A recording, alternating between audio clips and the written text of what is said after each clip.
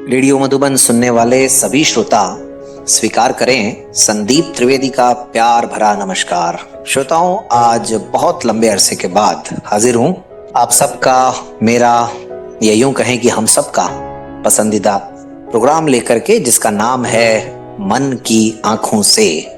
और मन की आंखों से कार्यक्रम में श्रोताओं, जैसा कि इसके नाम से ही स्पष्ट है, हम ऐसे साथियों से बात करते हैं, ऐसे मेहमानों को लेकर के आते हैं जिन्होंने अपने जीवन में जो कुछ भी हासिल किया है वो अपनी मन की आंखों से हासिल किया है। यानी वो देख के उन्होंने इच्छित सफलताएं अर्जित की और किस तरह वो अपने जीवन को आगे बढ़ा रहे हैं। तो आज का ये प्रोग्राम बहुत खास है। आमतौर पर हम इसमें ऐसे लोगों को लेकर के आते हैं जिनकी बहुत विशेष उपलब्धियां रही हों। उपलब्धियां तो हमारे आज के मेहमानों की भी हैं, ऐसी बात नहीं है कि नहीं है। लेकिन आज के जो दो मेहमान हैं हमारे साथ इस कार्यक्रम में, पहला तो दोनों ही दृष्टिबाधित हैं, जैसा कि मैंने बताया। दूसरा, ये दोनों विद्यार्थी हैं। और तीसरा, सबसे इंपॉर्टेंट, हाल ही में इन्होंने राजस्थान माध्यमिक शिक्षा बोर्ड के अंतर्गत कक्षा 12 की परीक्षा में बहुत ही अच्छे अंक अर्जित किए हैं। आज हमारे साथ जुड़ रहे हैं बीकानेर से विद्यार्थी विष्णु उपाध्याय और अजमेर अंध विद्यालय के विद्यार्थी रहे रवि। आज हम रवि और विष्णु से ये जानेंगे कि इनकी क्या उपलब्धि रही है। वैसे मैं आपको बता दूं, विष्णु उपाध्याय ने दृष्टिबाधित श्रेणी में राजस्थान में शायद सर्वाधिक अंक हासिल किए हैं। उनके 93% मार्क्स आए हैं कक्षा 12 में, और रवि के 88% आए हैं। तो चलिए बातचीत का सिलसिला शुरू करते हैं। विष्णु और रवि, आप दोनों का हार्दिक स्वागत है रेडियो मधुबन के हमारे इस विशेष कार्यक्रम में। बहुत बहुत धन्यवाद सर। तो रवि, आपका भी स्वागत है। धन्यवाद सर। तो मैं चाहूंगा कि विष्णु, पहले आप जरा अपने बारे में, और आप ब्लाइंड कैसे हुए, कब से आपको आंखों की रोशनी नहीं है, ये सब थोड़ा सा, और अपने फैमिली बैकग्राउंड के बारे में हमारे सुनने वालों को बताएं। विष्णु सर, लगभग ऐसे माने तो कि मैं जन्म से ही दृष्टिहीन रहा हूँ। स्टार्टिंग में मेरा बर्थ हुआ था, तब मेरे आंखों में थोड़ी बहुत रोशनी थी। उसके बाद धीरे धीरे वो भी कम होती गई। मेरे फैमिली वालों ने इंडिया के बड़े बड़े जो भी हॉस्पिटल्स हैं वहाँ पे मेरा ट्रीटमेंट भी कराया, चाहे दिल्ली एम्स हो, अहमदाबाद हो, चेन्नई, मद्रास, टोटल जगह कराया, लेकिन वो सक्सेसफुल ना हो सका। उसके बाद सर मुझे सन 2013 में स्कूल में दाखिला दिलाया गया विद्यालय के अंदर, बीकानेर राजकीय नेत्री विद्यालय के अंदर। मुझे सर्वप्रथम 2nd क्लास में मुझे दाखिला दिलाया गया था। अच्छा। तभी वहीं से लेकर मेरी सन 2024 तक यहाँ पे 12th क्लास की शिक्षा पूर्ण हुई है। जी सर। और तब से ही मैंने स्टार्टिंग तो ब्रेल लिपि से ही की थी, क्योंकि 2nd क्लास में मेरा दाखिला इसलिए कर लिया गया था क्योंकि मैं जिस विलेज से बिलोंग करता हूँ वहाँ पे किसी प्राइवेट संस्था के टीचर्स थे, उन्होंने मुझे थोड़ा बहुत ब्रेल में पारंगत कर दिया था पहले, नोट्स वगैरह में। इस वजह से मेरा डायरेक्ट स्टार्टिंग में एडमिशन 2nd क्लास में टीचर्स द्वारा ले लिया गया था। आगे चलकर मैंने 2nd, 3rd, 4th आगे से क्लासेस चलती रही, और उसके बाद मैंने अब निरंतर मेरे इंटेलिजेंस को देखते हुए थोड़ा बहुत टीचर्स के इंटेलिजेंस मेरे अंदर टीचर्स के सपोर्टेड से आई है। क्योंकि वो स्टार्टिंग से ही मुझे जो भी कुछ कंफ्यूजन होता था, चाहे मेरा कौन सा भी क्वेश्चन हो, चाहे उस क्वेश्चन को किसी तरह के सॉल्यूशन वो स्वयं नहीं कर पाते, तो वो नेक्स्ट डे मेरा किसी प्रकार सॉल्यूशन जरूर करते थे। चाहे अदर टीचर से पूछ कर करें, चाहे अपने सीनियर टीचर से पूछ कर करें। इसी से मुझे बहुत ज्यादा सपोर्ट मिला, क्योंकि मेरे ऐसा कोई कंफ्यूजन उन्होंने नहीं रहने दिया कि जो सब्जेक्ट्स में है, चाहे अदरवाइज लाइफ टाइम कोई कॉम्पिटिशन में कंफ्यूजन है, या सब्जेक्ट्स के अतिरिक्त भी जो कंफ्यूजन होता था हाई लेवल पर भी, वो भी मेरा वो क्लियर करते थे, चाहे क्लास टाइम हो, चाहे हॉस्टल टाइम हो, कौन सा भी टाइम हो। जी। इसी तरह मैंने 10th में भी अपनी हार्ड वर्किंग और टीचर सपोर्टेड और उनके ब्लेसिंग से मैंने 95.33 अंक प्रतिशत हासिल किए थे। जी। और निरंतर इसी प्रकार मेरी आगे शिक्षा चलती रही, और 12th में इस साल मैंने 93% अंक हासिल किए। बहुत बढ़िया, बहुत बढ़िया। तो विष्णु, फैमिली में कौन कौन है मम्मी पापा के अलावा? सर, मम्मी पापा के अलावा मेरा एक छोटा भाई है। अच्छा, एक छोटा भाई है, वो क्या कर रहा है आजकल? सर उसने अभी 9th क्लियर किया, 10th में आया सर। अच्छा, 9th क्लियर किया है, ओके। तो जब आपका जन्म हुआ तभी घर वालों को पता लग गया था कि आप दृष्टिबाधित हैं, या कुछ समय बाद पता चला? सर थोड़े समय बाद पता चला कि दृष्टिबाधित है, लेकिन उसके समय थोड़ा अंदाज लग गया था, लेकिन थोड़ा लेट पता चला कि कंप्लीटली दृष्टिबाधित है। उस समय थोड़ी बहुत रोशनी थी, आगे निरंतर ट्रीटमेंट हुआ, लेकिन वो सक्सेसफुल ना हो सका। अच्छा, और बीकानेर जिले के किस गांव के निवासी हैं आप? सर मैं बीकानेर जिले के अंदर एक कोलाई तहसील है, कोलाई तहसील के पास यात्रा गांव है, वहां से बिलोंग करता हूँ सर। यात्रा सर। यात्रा, अच्छा। हाँ जी। चलिए, बहुत बढ़िया बात, बहुत अच्छी बात है। तो श्रोताओं, आपने सुना विष्णु उपाध्याय को। आगे इनसे बातचीत का सिलसिला हम जारी रखेंगे। अभी तो हमने इनके जीवन के बारे में कुछ जानकारी हासिल की है। चलिए अब बात करते हैं रवि मेहरा से। जी रवि, आप हमारे सुनने वालों को अपने बारे में बताएं। जी, सबसे पहले मुझे और हमारे सर को और मेरे साथी को सुनने वालों यानी श्रोताओं को मेरा नमस्कार। और मैं स्पेशली संदीप सर को धन्यवाद देना चाहूँगा कि उन्होंने मुझे इस लायक समझा। मैं श्री गंगानगर से हूँ जी। मैंने 10वीं तक श्री जगदम्बा अंत्य विद्यालय श्री गंगानगर से पढ़ाई की थी, और उसके बाद 2 साल मैंने राजकीय उच्च माध्यमिक विद्यालय अंत्य विद्यालय जो हमारा ब्लाइंड स्कूल था वहां से पढ़ाई की थी, अजमेर। हाँ, अजमेर से। तो मैं मेरे बारे में बताऊं तो मेरी ब्लाइंडनेस के बारे में कुछ ऐसा है कि मेरे जन्म से ही वैसे तो मैं ब्लाइंड था, और हाँ, तीसरे दिन मेरे नाना जी को मेरी आंखों को देखकर पता लगा था, और तीसरे दिन ही हमने हमारे वहाँ पर हमारा जो स्कूल है श्री जगदम्बा अंत्य विद्यालय, उसका एक हॉस्पिटल भी है स्पेशली आंखें, वहाँ पर मेरा ऑपरेशन करवाया था। उससे कुछ फर्क नहीं पड़ा था।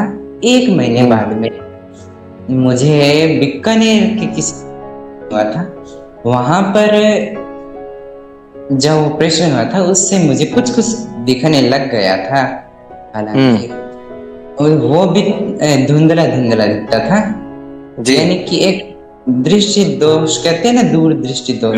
जी जी जी जी जी, आपको बीकानेर में जो ऑपरेशन हुआ उससे कुछ दिखाई देने लग गया था? जी यस सर। तो जी उससे मेरे को लगभग 5 साल तक या 5.5 साल का है तो सही है, तो मेरे को कुछ दिखता रहा था, और रेगुलर मेरी दवाई चली थी, यानी कि मैं मेडिसिन लेता था बहुत सारे जी। उसके बाद वो आंखें टिक नहीं पाई, वो आंखों में दर्द होना शुरू हो गया, तो उसके कारण बीकानेर वालों ने मुझे दिल्ली का कहा था। दिल्ली, हम अब हॉस्पिटल का नाम तो मुझे याद नहीं क्योंकि मैं उस समय छोटा था, तो वहां पर मेरा ऑपरेशन हुआ था जी। मेरी जो दिमाग में एक पतली नाड़ी है उसमें से काला पानी निकलता है, और साथ में आंखों में काला मोतिया, ये दोनों ही समस्याएं थी, जिसके कारण जब भी मेरी आंखें सही होती थी उसके कारण जो छेद खुल जाता था वहां का, यानी नाड़ी का छेद खुल जाता था, और उससे पानी सीधा आंखों में आता था, और इससे वो जल्दी ही खराब हो। उसका इलाज अब तक सही नहीं हुआ। उन्होंने यही कहा था कि 18 साल के बाद चेक करवाने, तो अब मैं देखूंगा कि चेक कराऊं या नहीं। और उसके बाद 6 साल का था तब मैंने श्री जगदम्बा अंत्य विद्यालय श्री गंगानगर में एडमिशन लिया था, और वहां से मेरी पढ़ाई शुरू हुई जी जी। तो परिवार में कौन? जी, मेरे परिवार में मेरी 2 बड़ी बहनें हैं, मैं हूँ, और उसके बाद मेरा छोटा भाई है। हम 4 भाई बहन हैं, और मेरे माता पिता। क्या करते हैं आपके माता पिता? कोई जॉब या कुछ और? नहीं, वो मजदूरी करते हैं सर। मजदूरी करते हैं। घर में आपके कोई भी रिश्तेदारों में कोई जॉब में, गवर्नमेंट जॉब में कोई है? हाँ जी, अब तो मेरी दोनों बहनें अब 3rd ग्रेड टीचर की जॉब में हैं। अरे वाह, बहुत। एक बहन का सिलेक्शन 2018 में हुआ था और दूसरी बहन का सिलेक्शन 2021 इसके आसपास। क्या बात है। अब तो मतलब पढ़ाई का भरपूर आपके माता पिता ने माहौल दिया है आप सब बच्चों को। यस सर, सबसे ज्यादा सपोर्ट मेरे माता पिता ने किया है और फैमिली में कहें तो, और उसके बाद मेरी दोनों बहनों ने मेरा बहुत ज्यादा सपोर्ट किया। मेरे को प्रोत्साहन मिला है मेरी दोनों बहनों की तरफ से, और मेरी जो मुझसे जो बड़ी बहन है उससे भी थोड़ा थोड़ा नहीं दिख। अच्छा, उन्हें भी देखने में दिक्कत है। और इसी प्रकार हाँ, तो मैं मेरी स्टडी के बारे में बताऊं तो पहली कक्षा में मैंने अच्छे से ब्रेल सीख ली थी। और हमें हमारे जो सर थे जिनका भी देहांत हो गया है, क्या नाम लेते हैं, उनका नाम था राजकुमार मिड्ढा सर। उन्होंने मुझे बहुत अच्छे से ब्रेल सिखाई। और उसके बाद चौथी तक तो मैं पढ़ाई में कमजोर ही था। उसके बाद दिमाग में चोट लगने के कारण कुछ ऐसे सिचुएशन आई थी जिससे मैं चौथी में तो मेरी पढ़ाई डिस्टर्ब हुई थी। और पांचवी से मैंने अपनी अचीवमेंट्स को एक सीरियसली लिया था। उसके बाद तो मेरी अचीवमेंट्स यानी कि मुझे हर कोई सपोर्ट करता था, क्योंकि मैं प्रयास करता था हर चीज में आगे रहने की कोशिश करता था जी। और उसके बाद 10वीं तक मेरा सफर जो मेरे टीचर्स के सपोर्ट के कारण मेरे को किसी भी प्रकार की दिक्कत नहीं आई थी। और उसके बाद अजमेर में जब मैं आया था, अजमेर में भी मेरे को बहुत अच्छे टीचर्स मिले। और क्या कहना, मेरे तो वहां पर तो मेरे पढ़ाई में 4 चांद ही लग गए, ऐसे कह सकते हैं हम तो जी। और वहां पर उस समय हमारे जो सर थे, प्रिंसिपल सर अर्पण सर, उन्होंने मेरे अंतर्मुखी स्वभाव को सुधारा था कुछ। और हाँ, अभी मेरे जी आपकी आवाज नहीं आ रही है रवि, अभी भी करूंगा। और मेरी कमियां गिनाई थी संदीप सर ने मेरे को हर चीज में सपोर्ट किया है। और हालांकि वो मेरे साथ कम ही रहे, लेकिन फिर भी उन्होंने मेरे को हर चीज में सपोर्ट किया है। उन्होंने मेरे को चाहे स्पीच हो, चाहे मैं पोम लिखता हूँ, उनमें भी मुझे बहुत ज्यादा सपोर्ट किया है। और ऐसे ही सभी टीचर्स ने मेरे को वहां पर सपोर्ट किया। और उसी कारण अभी 12th में आपके 88% मार्क्स आए हैं ना? Yes sir. जी, बहुत बढ़िया। तो श्रोताओं, आप सुन रहे हैं रेडियो मधुबन, कार्यक्रम का नाम है मन की आंखों से, और अभी आपने सुना रवि मेहरा को। अब हम एक बार फिर से बातचीत बढ़ाते हैं विष्णु के साथ में। विष्णु उपाध्याय, आपके मदर फादर क्या करते हैं? सर मेरी मदर हाउसवाइफ हैं जी। और फादर फलोदी के अंदर, जोधपुर फलोदी के अंदर मार्केटिंग करते हैं सर। अच्छा, तो मतलब आप तो पापा से एक तरह से दूर ही रहे हैं शुरू से ही? जी सर, क्योंकि सर सही तरीके से माने तो फिर मेरी मम्मी, मदर एंड फादर जो हैं पहले विलेज के अंदर रहते थे। जो 2013 के अंदर जब मेरा स्कूल में विद्यालय का दाखिला करवाया गया था, तभी वो बीकानेर आके उन्होंने निवास स्थान अपना बनाया था। उससे पहले माने तो मेरा जन्म से लेकर 2015 तक मैं ननियाल में रहा हूँ। ननियाल मेरा बीकानेर गंगाशहर के अंदर है। वहां पर ही मेरे नाना जी और नानी जी ने मेरा स्टार्टिंग से लालन पालन पोषण किया। उनका बहुत ज्यादा सपोर्ट रहा, उनके आशीर्वाद से मैं उनके संस्कारों से ही आगे कुछ कर पाया। इतना क्या बात है, बहुत अच्छी बात है। तो विष्णु ये बताइए, अभी 12th में आपके 93% मार्क्स आए, तो आपके सब्जेक्ट्स क्या थे 12th में? सर सब्जेक्ट आर्ट्स था। आर्ट्स के अंदर सर मेरे हिंदी लिटरेचर, हिस्ट्री और पॉलिटिकल साइंस थी। बिल्कुल, तो तीनों ही ऐसे सब्जेक्ट थे जिनमें काफी कुछ लिखना पड़ता है, और प्रैक्टिकल सब्जेक्ट कोई नहीं है इनमें तीनों में ही। तो और दृष्टिबाधित व्यक्ति को तो एक सहायक की मदद से लिखवाना पड़ता है अपना पेपर, राइटर की मदद से, है ना? बिल्कुल सर। तो कैसा मतलब रहा ये आपका, मतलब इतनी पढ़ाई कैसे कर ली भाई आपने? सर मैंने आपको स्टार्टिंग में बताया था कि मुझे टीचर्स का कंफ्यूजन और सपोर्ट रहा था, तभी उसी के कारण उन्होंने जो मेरी पहली हार्ड वर्किंग और माइंड लेवल को देखते हुए मुझे सपोर्ट किया था। उस वजह से मेरे अंदर एक स्टार्टिंग से जिज्ञासा रही थी कि इन्होंने मेरे ऊपर जो बिलीव दिखाया है उसे मुझे अपनी फैमिली वालों ने जो बिलीव है, टीचर्स का जो बिलीव है, उसे कंप्लीट करना है। इस वजह से जैसे स्कूल का टाइमिंग 6 आवर्स होता था, तो मैं ट्राई करता था कि स्कूल टाइम के अलावा एटलीस्ट एग्जाम्स टाइम के अलावा मैं 6 to 8 आवर्स के बीच में या 6 आवर तो मिनिमम देने का स्टडी को प्रयास करता था। अच्छा, तो विष्णु कई बार ऐसा होता है कि जब हम राइटर को लिखवाते हैं तो वो सही लिख रहा है नहीं लिख रहा है, आप जो बोल रहे हैं उस स्पीड से वो लिख रहा है कि नहीं लिख रहा है, इसके लिए क्या कुछ विशेष आपने प्रयास किए या नहीं, बस जब एग्जाम आया तो सब हो गया अपने आप? सर इसके लिए एक सही तरीके से माने तो राइटर के साथ जो मेरा एक्सपीरियंस रहा है, क्योंकि मेरे जो 10th के पेडली एग्जाम हुए थे स्टार्टिंग में, उसी समय मुझे सर्वप्रथम मैंने प्रैक्टिस के लिए राइटर प्रिस्क्राइब लिया था। तो जो मेरा फर्स्ट पेपर था इंग्लिश का सर, क्योंकि आज तक 10th हाफ ईयरली से पहले मैंने टोटल पेपर ब्रेल के अंदर ही दिए थे, इसलिए स्वयं को लिखना था, इसको कुछ बोल के बताना नहीं था, तो मुझे इतनी घबराहट वगैरह नहीं होती थी। लेकिन जब मैंने 10th को हाफ ईयरली का पेपर दिया, मेरे मामा जी थे उस समय तो स्क्राइब मेरे, तब मुझे इंग्लिश के अंदर क्वेश्चन सारे रिमेम्बर थे, लर्निंग थे, लेकिन फिर सारे के सारे फॉरगेट हो गए उस समय। घबराहट होती थी कि पेपर को कैसे हैंडल करना है जी, कैसे लिखवाना है कैसे नहीं, कि मैं गलत ना लिखवा दूं।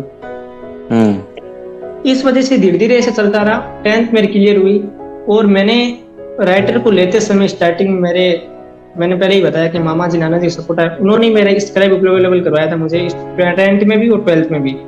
उन्होंने स्टार्टिंग में उसकी स्पीड वगैरह और राइटिंग वर्डिंग को देखते हुए ही मुझे सिलेक्ट कि मैंने ओनली फॉर राइटर को इसी बात पर जोर दिया सिलेक्ट करने में कि वो स्पीडली लिख पा रहा है या राइटिंग सुंदर है, वर्डिंग स्पष्ट है, तभी राइटर वो सिलेक्ट होगा।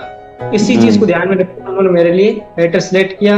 और यही चीज जो है मेरे टीचर्स हैं उन्होंने मुझे बताया था कि तुझे ओनली फॉर उन्होंने जो विश्वास दिखाया था वो उनकी आशीर्वाद कृपा थ्रू भी था कि उन्होंने इतना विश्वास मेरे ऊपर कैसे दिखाया, मुझे स्वयं को समझ नहीं आता वो तो कि तू कर लेगा वैसे, तू अपना राइटर को स्पीड अच्छी होनी चाहिए और राइटिंग लिखने वाला अच्छा होना चाहिए, क्योंकि इसमें आप उनका दोष नहीं होता। लिखाना आप उनका कार्य है लेकिन लिखना उसका कार्य है सही से।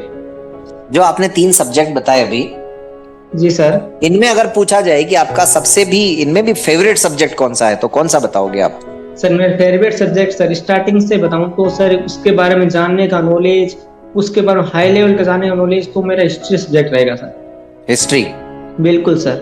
क्या बात है, बहुत खूब बहुत खूब।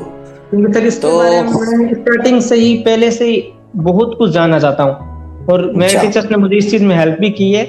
मेरे जो 12th में हिस्ट्री के लेक्चरर हैं सलीम सिकली सर दृष्टिहीन है वो, जी उन्होंने मुझे हिस्ट्री पढ़ाई बहुत अच्छी। और जैसे आपको बताऊं, याद कराऊं तो हिंदी, हिस्ट्री, पॉलिटिकल जो तीनों सब्जेक्ट हैं और मेरी विद्यालय के अंदर इस साल तीनों सब्जेक्ट्स के 2 लेक्चरर टीचर्स थे और तीनों ही दृष्टिहीन टीचर्स थे। क्या बात है, वाह, बहुत खूब बहुत खूब। तो थोड़ा सा अपने विद्यालय के बारे में भी बता दीजिए कि वहां पर आपका अभी तक का सफर 10-12 सालों का जो रहा वो कैसा रहा, और आपके चाहे प्रिंसिपल सर हों, चाहे आपके टीचर्स हों, चाहे आपके सहपाठी हों, किस तरह का माहौल रहा। और इसके अलावा थोड़ा सा संक्षेप में ये भी बता दीजिए कि स्कूल में आपने और क्या क्या सीखा, कंप्यूटर या खेल वगैरह या संगीत या और भी क्या चीज आपने सीखी है? सर स्कूल के एनवायरनमेंट के बारे में बात करें तो ऐसी कुछ बात है कि जब मेरा 2013 में मैं स्कूल में मैंने प्रवेश लिया था जी, तब तो इस काल का माहौल एनवायरनमेंट में इतना सही नहीं था, उसके अंदर इतनी फैसिलिटी भी नहीं थी। लेकिन जब 2015 के अंदर जी, जो अभी हमारे वर्तमान में प्रिंसिपल सर हैं मिस्टर अल्ताफ अहमद खान जी सर जी, वो जब आए तब उन्होंने स्कूल के अंदर इतना डेवलपमेंट लाया कि हमें खुद को महसूस होने लग गया कि फैसिलिटी के अंदर क्या हो, चाहे बच्चों को किसी तरह की सुविधा उपलब्ध करवानी हो, चाहे स्टडी मटेरियल हो, चाहे अदर फैकल्टी के संबंधित कोई चीज हो, हर प्रकार की सुविधा अवेलेबल उन्होंने करवाई। उनका जी तबादला 2017 या 18 के अंदर हेडमास्टर से प्रमोशन होके प्रिंसिपल में हो गया। जी और हमारी उनकी आशीर्वाद से, उनके प्रयास से, सभी कहूँ तो सभी टीचर्स के प्रयास से, जी और उन्होंने जो हेल्प की, उन्होंने जो स्कूल के लिए प्रयास किया, उनके प्रयास से हमारे 2018 के अंदर स्कूल 10 तक हो गई सर। 17 के अंदर सर, 17-18 के अंदर 10 तक हो गई। और उसी के साथ नेक्स्ट ईयर उस स्कूल को प्रमोट करके 12 तक भी कर दिया गया, सीनियर सेकेंडरी बना दिया गया सर। जी जब सीनियर सेकेंडरी स्कूल को बना दिया गया था तो उसी साल नेक्स्ट ईयर हमारे जो पहले अल्ताफ जी सर हेडमास्टर HM के रूप में रहे थे डेजिग्नेशन जी पर, उनका तबादला तुरंत उसी साल हुआ और वो प्रिंसिपल की पोस्ट पर हमारी स्कूल में तुरंत वापस आ गए। जी तो उनके प्रयास और उन्होंने जो अन्य, चाहे मिनिस्टर्स हों, चाहे दूसरे अधिकारी गण हो, सरकारी कर्मचारी गण हो, बड़े बड़े ऑफिसर से संपर्क करना हो, चाहे डायरेक्टर हो, जी उन्होंने मिनिस्टर तक को हमारे जैसे एजुकेशन मिनिस्टर वगैरह, ये मिस्टर जो पहले गवर्नमेंट में नहीं, मिस्टर BD कल्ला, मिस्टर गोविंद सिंह डोटासरा, ये सभी इन सभी ने हमारे स्कूल का विजिट भी किया है।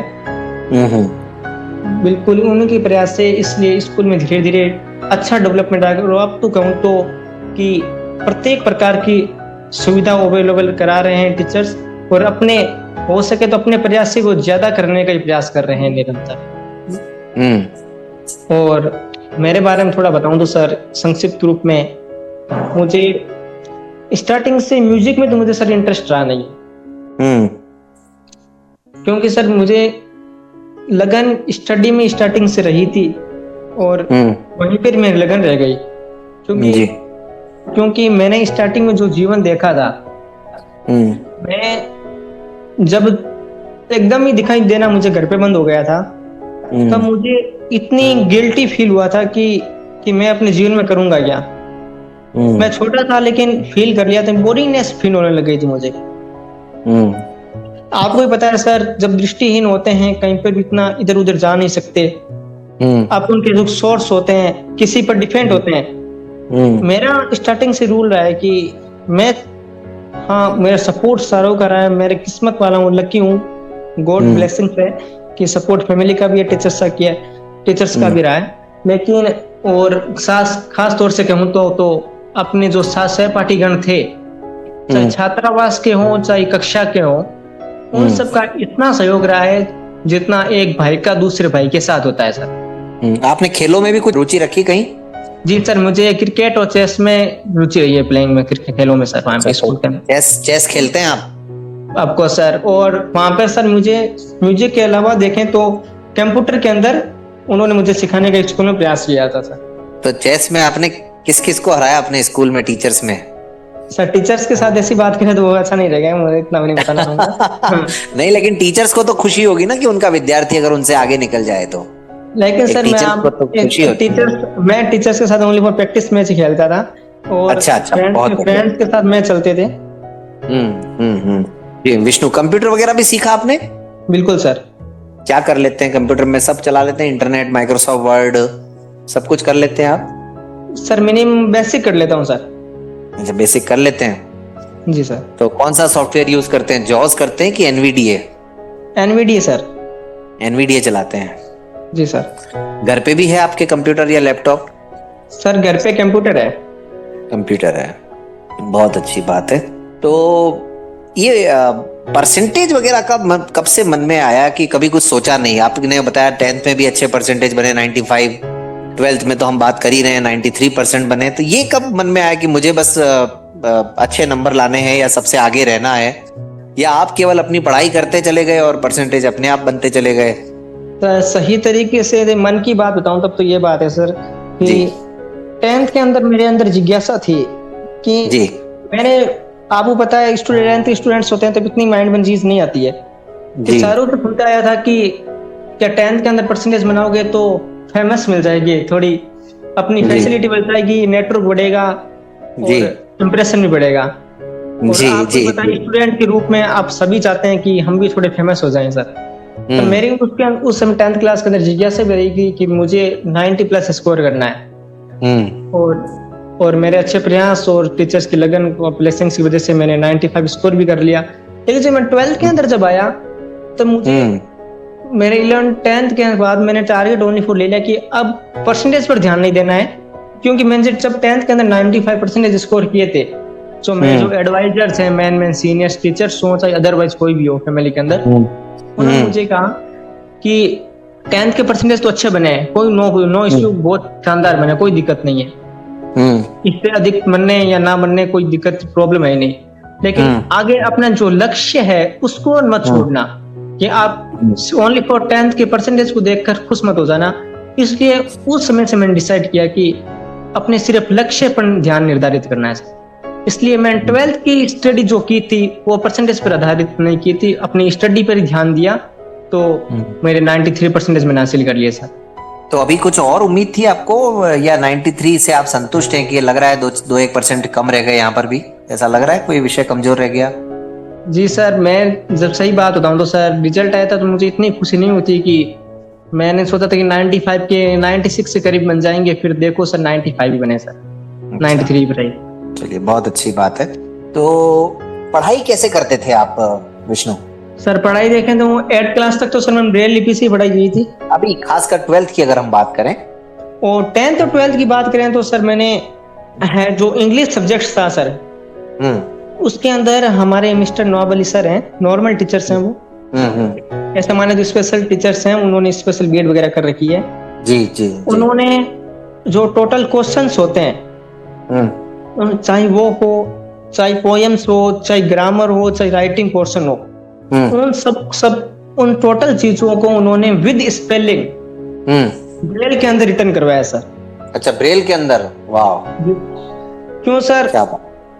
क्योंकि सर अदर सब्जेक्ट्स जो थे उनकी रिकॉर्डिंग से भी पढ़ सकते थे, लेकिन जो इंग्लिश की रिकॉर्डिंग है तो हमने सर को हमने कहा कि सर देखिए रिकॉर्डिंग से पढ़ लेंगे, नो इश्यू सर, लेकिन स्पेलिंग मिस्टेक हो सकती है। इस स्पेलिंग मिस्टेक को देखते हुए सर ने टोटल चीज अपनी, उन्होंने हमसे ज्यादा, मैं मानूं तो उन्होंने ज्यादा हार्ड वर्किंग की हमारे लिए सर। क्या बात! लेकिन वो हमारे घर पे भी जाके वो अपना हार्ड वर्क करके हमारा कंसेप्ट क्लियर करने के लिए ग्रामर को बच्चों को शॉर्ट टाइम समझा दें, ऐसे समझा दें, वो उन्होंने अच्छी मेहनत करके हमें रिटर्न ब्रेल करवाया। और उनकी एक एंडिंग, उनकी एक खास बात बताऊं तो ये रही सर कि हमारे एक क्लोजिस्ट टॉपिक था, आपको याद होगा सर 12th के अंदर ग्रामर में, और एग्जाम था 4 मार्च 2024 को सर। जी। उन्होंने मुझे सर 1 मार्च को पूछा सर, तो विष्णु इंग्लिश ग्रामर या अदर सब्जेक्ट्स में कोई टॉपिक में कोई कंफ्यूजन है क्या, जो तुझे बिल्कुल भी नहीं आता हो या थोड़ा बहुत आता हो, 25-50% आता हो? जी।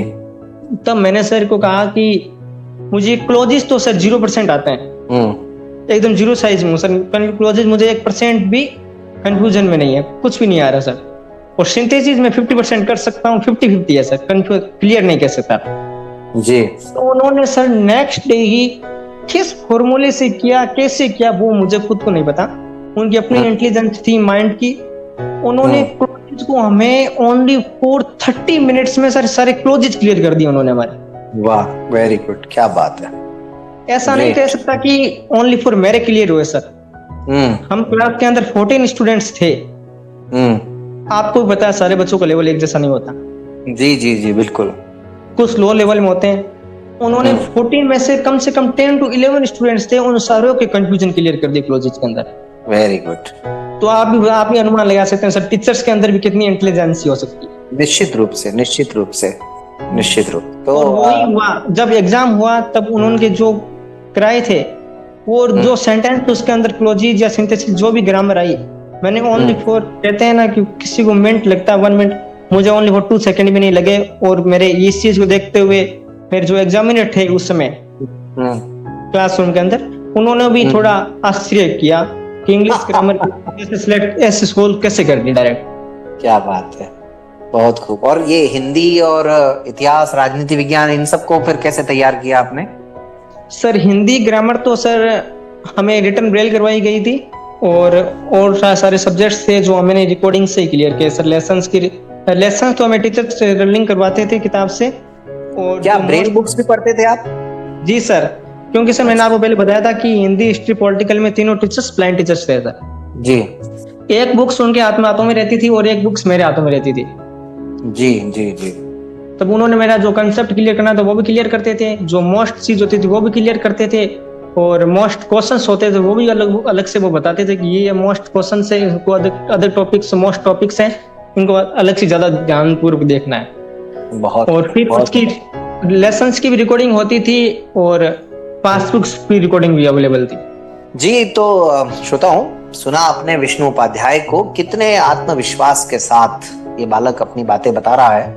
और आप लोगों ने देखा होगा कि पढ़ने वाले बच्चे भीड़ में भी अलग नजर आ जाते हैं। और वैसे भी आज हमारे दोनों जो मेहमान हैं, दोनों बालक जो हैं यहाँ पर, इन्होंने निश्चित रूप से अपना एक अलग मुकाम बनाया है। आप सुन रहे हैं प्रोग्राम मन की आंखों से। विष्णु उपाध्याय ने अभी कक्षा 12 में 93% मार्क्स हासिल किए हैं। तो अब हम रवि से बातचीत आगे बढ़ाते हैं, देखते हैं कि रवि का संघर्ष किस तरह का रहा। जी रवि, तो कक्षा 12 में कैसे पढ़ाई करी आपने और कौन कौन सी मुश्किलें आई आपको, जरा बताएं। सर वैसे बताऊं तो सर टीचर्स के होते हुए मुश्किलें तो कोई भी नहीं आई। कौन से विषय में अपने टाइम को मैनेज नहीं कर पा रहा था, लेकिन हाँ फिर भी मैंने अपने स्टडी को तो अच्छे से टाइम दिया था मैंने। फिर भी आपके क्या सब्जेक्ट्स थे रवि?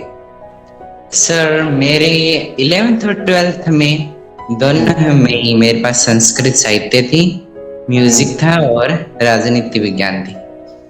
अच्छा, संगीत भी रखा आपने विषय? Yes sir. बहुत खूब, बहुत खूब। तो संस्कृत विषय की तैयारी कैसे करी आपने? उसमें तो थोड़ी दिक्कत आई होगी आपको?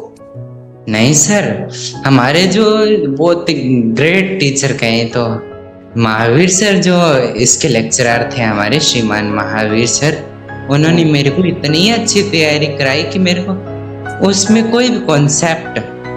आपने भी रिकॉर्डिंग्स वगैरह सुनी या ब्रेल से पढ़ाई करी रवि? सर वैसे मैंने रिकॉर्डिंग्स तो मेरे पास थी, लेकिन मैंने आज तक ना सर रिकॉर्डिंग से बहुत कम तैयारी की है सर। ज्यादातर आपका भरोसा ब्रेल पर ही है? यस सर, मेरे को ब्रेल जितनी पसंद है वो उससे ज्यादा मेरे को कोई भी जरिया पसंद नहीं आता सर। बहुत। और राजनीति विज्ञान की पढ़ाई कैसे करी आपने? वो किसने पढ़ाई आपको? राजनीति विज्ञान? Yes sir. की पढ़ाई कैसे की आपने? राजनीति विज्ञान सर, राजनीति विज्ञान में सर हमारे सर थे, उन्होंने अच्छे से कराया था। जो भी करवाया था मुझे सभी मेरे टीचर्स ने ही करवाया था। और हाँ, राजनीति विज्ञान में मैंने अलग अलग जगह से जो YouTube की क्लासेस डाउनलोड करके रखी थी मैंने, क्योंकि कॉन्सेप्ट्स के लिए तो फिर पढ़ना ही पड़ता है। हालांकि राजनीति विज्ञान होती है, उसकी ब्रेल बुक्स आप अपन अगर पढ़ने को बैठे तो नहीं पढ़ पाएंगे, क्योंकि उनके जो हमारे आपको पता ही है सर, ब्रेल में कितने सारे भाग हो जाते हैं एक ही बुक के। तो ऐसे। तो राइटर के साथ अनुभव कैसा रहा आपका रवि? सर मेरे को सर 10वीं और 12वीं दोनों ही कक्षाओं में मेरे पास राइटर थे। और हाँ, दोनों में ही मेरे राइटर्स थे। उनका जो अनुभव था बहुत अच्छा रहा। सभी मेरे को कोऑपरेट करने वाले थे। और हाँ, 12वीं में मेरे पास मैंने अलग अलग सब्जेक्ट्स के लिए 3 राइटर लिए थे, अंग्रेजी के लिए और हिंदी अनिवार्य और पॉलिटिकल साइंस के लिए मेरे पास एक भैया थे, वो 11वीं क्लास में थे, उन्होंने मेरा पेपर दिया था। और आजकल आप क्या कर रहे हो? भविष्य में क्या करना चाहते हो? सर वैसे तो मेरी रणनीति थी कि सर मुझे सबसे पहले सर एक वो लक्ष्य एक लक्ष्य है मेरा कि मुझे संस्कृत साहित्य में लेक्चरर बनना है। तो भविष्य में मैंने यही सोचा है। और हाँ, अभी मैं वैसे पीटीईटी की भी तैयारी कर रहा हूँ। और वैसे मैंने डीएड भी करने का सोचा है, क्योंकि एक वो डीएड वैसे भी ब्लाइंड्स के लिए होती है, फिर उन्हें करने वाले ज्यादातर दिखाने वाले ही होते हैं। इसीलिए मैंने सोचा कोई ब्लाइंड्स के लिए जो चीज है उसे ब्लाइंड को एक बार यही थी कि आगे मेरे फ्यूचर में सबसे पहले बीएसटीसी करनी है और उसके बाद रीट साथ में तो बीए करनी है और रीट की तैयारी करनी है, और सिलेक्शन होने के बाद मैं अपना भी तो अपनी भी स्कूल यानी कॉलेज की फीस भर सकूंगा, घर पे भी रुपए दे सकूंगा, क्योंकि मेरे माता पिता ने जो अनपढ़ है और उन्होंने सारी उम्र काम किया है, तो अब उनसे इतना काम नहीं हो पाता है। तो अब थोड़ा घर की तरफ भी सोचा था मैंने, इसीलिए मैंने सोचा कि फीस खुद की भी भरूंगा, खुद का खर्चा भी हो जाएगा और घर पे भी रुपए दे पाऊंगा। अब जितना मेरे पापा कमा पाते हैं उससे डबल तो टीचर्स को वैसे ही वो मिल जाती है शुरू से, इसीलिए। और हाँ सर, मैं अपनी कम्युनिटी के लिए भी कुछ करना चाहता हूँ, कहीं मुझे मौका मिलेगा तो मैं जरूर करूंगा। और हाँ, क्या करना चाहते हो कम्युनिटी के लिए रवि? सर हमारी ब्लाइंड कम्युनिटी के लिए तो कुछ भी हो सर, मैं करने को हर समय तत्पर हूँ सर। वैसे हाँ, मैं टेक में भी रुचि रखता हूँ, हालांकि मेरे को कंप्यूटर नहीं आता है, मेरे को टेक में रुचि है। हालांकि मैं कंप्यूटर से रिलेटेड वीडियोस देख देख के उन्हें सीखने की, समझने की कोशिश करता हूँ। कभी ऐसा हुआ ऑनलाइन या किसी भी प्रकार से मेरे को तो आगे की आपकी जो पढ़ाई है रवि, ऑनलाइन जो क्लासेस होंगी उन्हें वो करूंगा, और उसके बाद में कंप्यूटर का जरूर से सीखूंगा मैं। आगे की आपकी जो पढ़ाई है वो वहीं गंगानगर रह करके करेंगे आप, या कहीं और से पढ़ने का सोचा है आपने? सर स्टडी तो कहीं भी हो चाहे सर। आपने सोचा क्या है? आपने क्या सोचा है? सर मैंने यही सोचा है कि मैं जैसे मैंने अब पीटीटी का फॉर्म भरा, तो अब मेरे वैसे तो श्री गंगानगर का ही मैंने वो भरा था, सेंटर्स तो श्री गंगानगर के ही भरे थे, तो मैंने यहीं से करने की सोची थी। लेकिन हाँ, पढ़ाई का ये है सर, एक तो वातावरण अच्छा, कोई कॉलेज अगर बीए के लिए या बीएड के लिए तो मैं वहां से करूंगा, या फिर मेरे को श्री गंगानगर में मिले तो मैं जरूर करूंगा। स्टडी का तो जहाँ माहौल हो, जहाँ वातावरण मिले मेरे को, या जहाँ मेरे को सूट करता हूँ वहां पर मैं जरूर करूंगा। स्टडी के लिए तो मैं हर जगह जाने को तैयार हो सकता हूँ सर। रवि, आपने बताया थोड़ी देर पहले कि आपको कविताएं लिखने का भी शौक है। Yes sir. तो और क्या क्या हॉबीज हैं आपकी, और क्या क्या शौक हैं आपके? सर मेरे शौक तो बस सीमित ही शौक थे मेरे को, बस मैं एक तो पढ़ाई का शौक है, थोड़ा बहुत गा लेते हैं। अच्छा, तो आज हमारे श्रोताओं को कोई कविता सुनाना चाहोगे आपकी लिखी हुई? और हाँ, मेरी हॉबी है कि मैं अधिकतम समय उपन्यास पढ़ने में बिता सकता हूँ सर। और उपन्यास मैं अभी मैं पढ़ता भी हूँ सर। मैं प्रतिलिपि जो वर्ल्ड स्टोरी ऐप है सर, उसे मैं जरूर, उसमें मैं अलग अलग प्रकार के, चाहे सनातन से रिलेटेड हो, क्राइम से रिलेटेड हो, या कोई साइंस फिक्शन हो या फैंटेसी हो, किसी प्रकार के जो उपन्यास मिलते हैं तो मैं उन्हें भी पढ़ लेता हूँ सर। और कोई कविता आज हमारे श्रोताओं को सुनाएंगे रवि? सर अभी तो कोई सर दिमाग में नहीं आ रही है सर। श्रोताओं, आपने सुना रवि, जो कि आगे चलकर के संस्कृत विषय के अध्यापक बनना चाहते हैं, और अब वो आगे बीएड करेंगे, पीटीटी का एग्जाम दे रहे हैं। और ये तो मैं आपको बता ही रहा हूँ, लगातार कक्षा 12 में इन्होंने संगीत विषय और संस्कृत और राजनीति विज्ञान के साथ में 88% मार्क्स अर्जित किए हैं। तो विष्णु उपाध्याय और रवि दोनों को ही रेडियो मधुबन की ओर से बहुत बहुत बधाई, बहुत बहुत शुभकामनाएं। बातचीत का सिलसिला अब एक बार फिर से जरा बीकानेर की तरफ लेकर के चलते हैं। बीकानेर के रसगुल्ले बड़े फेमस हैं, और रसगुल्लों की मिठास लिए विष्णु हमारे साथ हैं यहाँ पर। तो विष्णु, क्या है आपका सपना भविष्य में? सर लक्ष्य तो बहुत बड़ा है जी सर। लक्ष्य तो मेरा स्टार्टिंग से यूपीएससी क्लियर करने का रहा है सर। अच्छा, भारतीय प्रशासनिक सेवाओं में जाना चाहते हैं आप? Of course sir. बहुत बहुत ही अच्छी बात है, लक्ष्य बड़ा ही रखना चाहिए विष्णु। जी सर। उसके लिए कुछ विशेष तैयारी आप अभी से कर रहे हैं, या अभी बाद में प्रयास करेंगे उसके लिए? सर मैं उसके लिए विशेष तैयारी के लिए अभी स्टार्टिंग से ही प्रयास करना शुरू करूंगा सर। अच्छा, और अभी 9 जून को पीटीटी का एग्जाम देके हो सके तो सर ऑलमोस्ट जुलाई तक ही मैं इसकी प्रिपरेशन शुरू करने का प्रयास करूंगा। पीटीटी की तैयारी कैसी है आपकी? सर तैयारी तो अच्छी है, फिर एग्जाम देने के बाद ही उसके परिणामों के बारे में अनुमान लगा सकते हैं सर। अच्छा अच्छा अच्छा, चलो बहुत अच्छी बात है ये तो। और आपकी क्या क्या हॉबीज हैं विष्णु? वैसे आपने बताया कि कंप्यूटर वगैरह में तो रुचि है, लेकिन फिर भी आपकी हॉबीज क्या क्या हैं? हॉबीज में सर मैं जैसे आउटडोर की जो प्लेइंग खेल होते हैं उसमें मुझे रुचि है सर, इंटरेस्ट है। और इंडोर खेलों में देखें सर, मुझे चेस खेलने में रुचि है सर। इसके अलावा आप भी यूट्यूब वगैरह चलाते हैं, सुनते हैं वीडियोस वगैरह? आपको सर क्या कुछ खास तरह की उसमें सुनना पसंद को?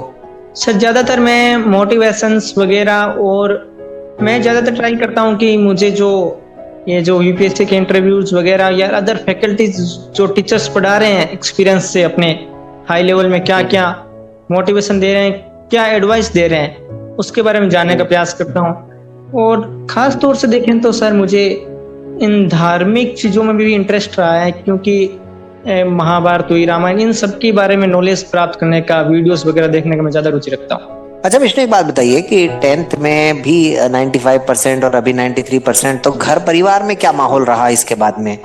सर घर परिवार का माहौल देखे तो सर बहुत ही सुगम्य और अच्छा माहौल रहा, क्योंकि मेरे 95% बने, 93% बने, उससे परिवारजन जो भी हैं सारे के सारे बहुत अत्यधिक प्रसन्न हुए सर।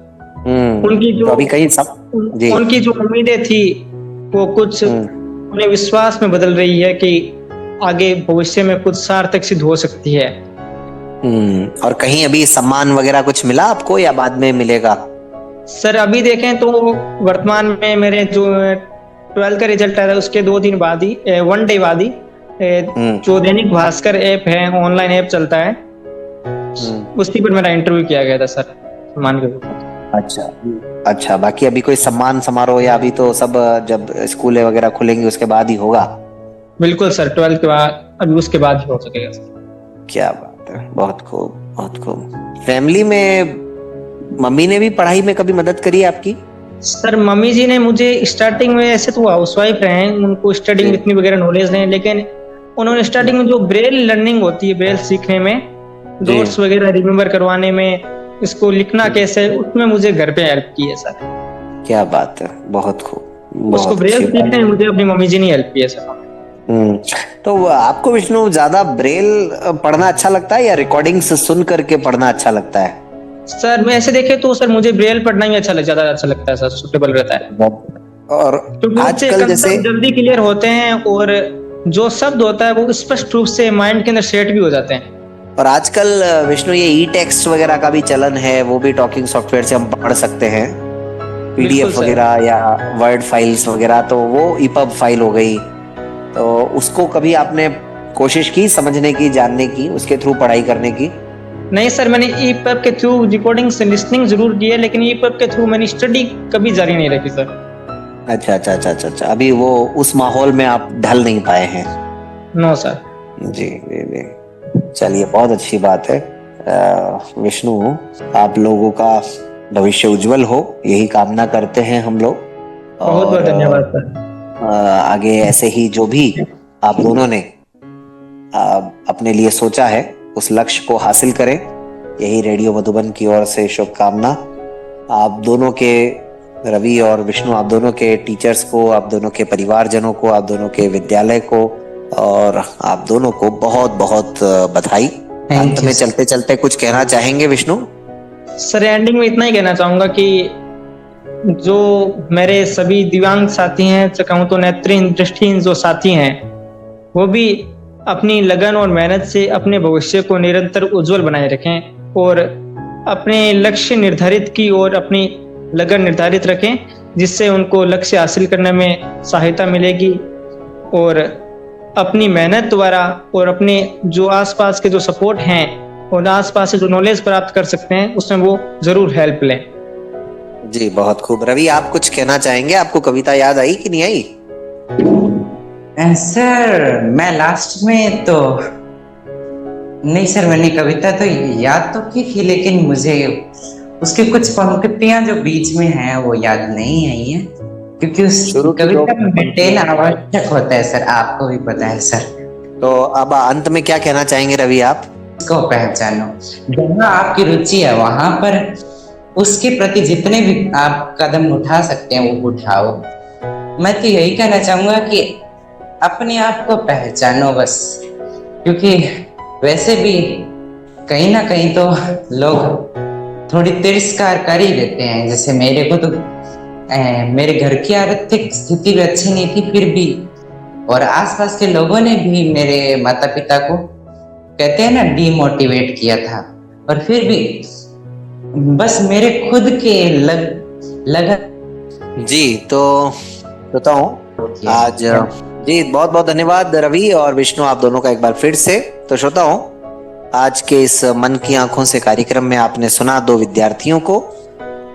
उम्मीद है आपको कार्यक्रम पसंद आया होगा और कुछ न कुछ प्रेरणा जरूर मिली होगी इस मन की आंखों से के विशेष कार्यक्रम से। यूं ही हम कार्यक्रम आपके बीच में लेकर के आते रहेंगे। रेडियो मधुबन सुनते रहो, मुस्कुराते रहो।